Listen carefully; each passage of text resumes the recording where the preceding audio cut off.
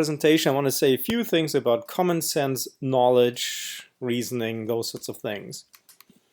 So over the years, people have worked on the problem of common sense knowledge on and off with not a lot of success. So I mentioned to you the frame problem a couple of classes ago and how it eventually led to exposing the problem of common sense.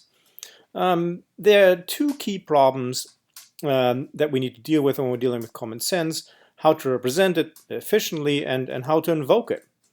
And so, eventually people kind of like gave up.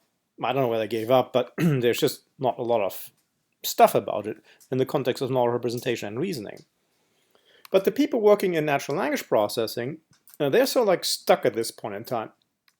I mean, I know there are many problems that people are working on, but there are some people, influential people, who believe that the next sort of like threshold to be the sound barrier, maybe even, of natural language processing is how to integrate background knowledge and in particular common sense into natural language processing so that we can disambiguate the sort of things that we say and write.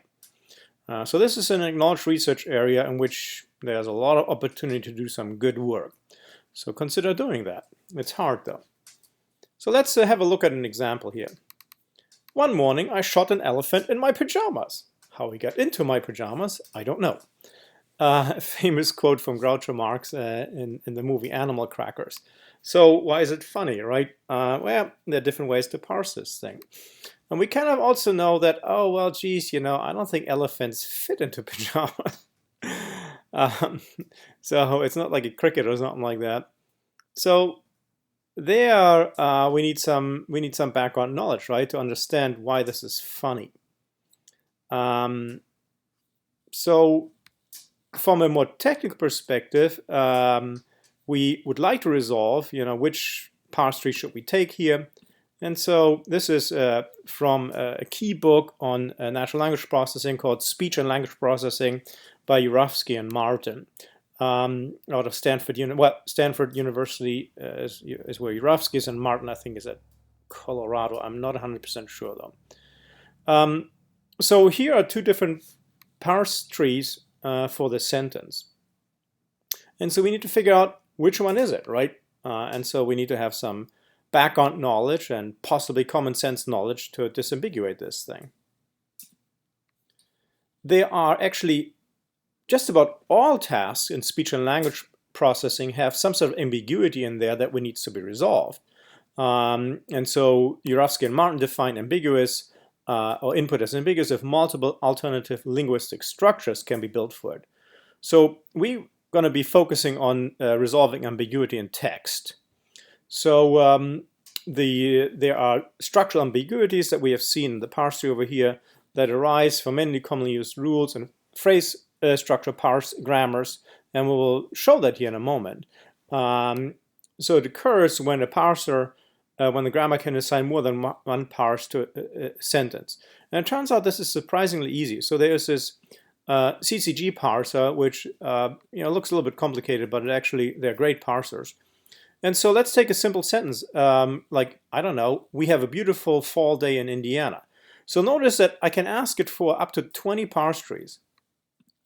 And if I run it, I get all these different parse trees. Again, we don't need to understand the notation here, but all we need to understand is that these are structurally different parse trees. 20 of them, right? And so the software now needs to figure out, all right, which one am I going to pick? Now, there are some things that we can resolve on a syntactic basis, but as we have seen, some things we just simply need to resolve on a semantic level, which means we have to consider background knowledge. Here's a sentence that we're going to look at here in a moment. I made her duck, which is kind of ambiguous. I don't know whether this one is ambiguous. I mean, it's just like, how hard can it be, right? But this one, again, I can pick 20 parse trees. I believe these parse trees are ordered based on using a heuristic of those that are the most plausible ones to, well, less plausible ones.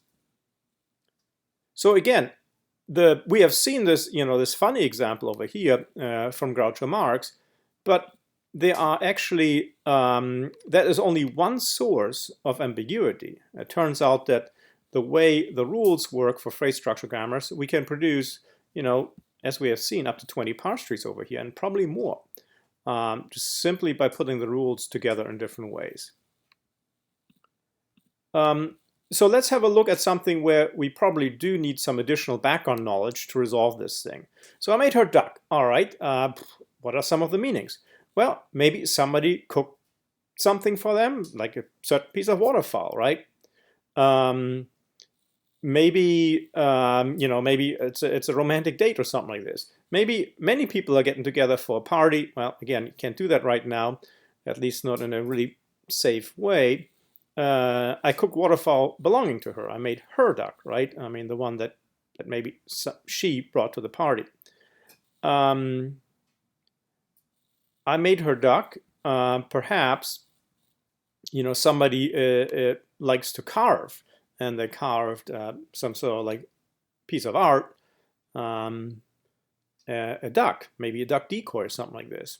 I made her duck, right? I made her quickly lower her head or body. So duck. And I made her duck. I don't completely understand this one over here, but I waved my magic wand and turned it into undifferentiated waterfowl. So clearly we need to sort of like, maybe need to have some additional knowledge, perhaps in the context. Maybe we know there's a party going on. Maybe it's a dinner date. Maybe, it's like talks about woodworking or some home decoration. And maybe over here there's some sort of like emergency situation. So once we sort of like know some of the background, we can differentiate this thing, right? So these are ambiguities that so some of them can be differentiated by simply knowing not necessarily the background. Well, maybe it's background knowledge, but not necessarily common sense knowledge, right? We just really need to know what else happened, what transpired before or after this sentence. So here are some of the ambiguities that occur, and this is just a few, just to sort of name a few. Again, if you want to learn more about it, look at this excellent book by Jurafsky and Martin. So they talk about, in the context of structural ambiguity, two common kinds are attachment ambiguity and coordination ambiguity. So in attachment ambiguity, a particular constituent can be attached to the parse tree at more than one place. And so that's the example that we have seen over here. Here is another example. I saw the Eiffel Tower flying to Paris. Cool. Didn't know that thing could fly. Those French, right? Amazing people. Again, I mean, it can be attached in different ways, right? And so there, perhaps, we need a little bit more than background knowledge, what transpired before and after. I mean, it's probably pretty boring. I was in an airplane, so maybe that helps. But by and large, we kind of know that the aerodynamic property of the Eiffel Tower are just not conducive to flying. I mean, more like dropping, I guess. But again, how do you pull that thing up, right?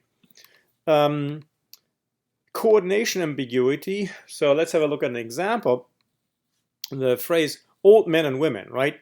All right, so we know we have a bunch of old geezers here, old men, but are the women old too? Okay, so there are different ways of doing this thing. How do we figure that out, right? Clearly not an issue of common sense, but we just sort of like need to know what else transpired around this sentence. Just a few examples. So what are some ways in which we can go about those things? Well, we know that, I have shown you that, in the CCG parser, we can produce all these different parse trees. Well, so people use heuristics to like figure that out. We need to figure out, again, it's important that we choose a single parse tree. And so we need to do some disambiguation. But probably the hardest one is, in order to disambiguate things that may or may not even funny, we need to have background knowledge, and for some examples, we just need to have common sense knowledge. So by background knowledge, I mean knowledge of what else transpired in the text, and common sense knowledge is stuff that people know, right? So these are the challenges, and again, they're acknowledged challenges in this book, as well as a book on textual entailment by some key people who work in that area. Alrighty, folks, that's it. I'll talk to you later. Bye.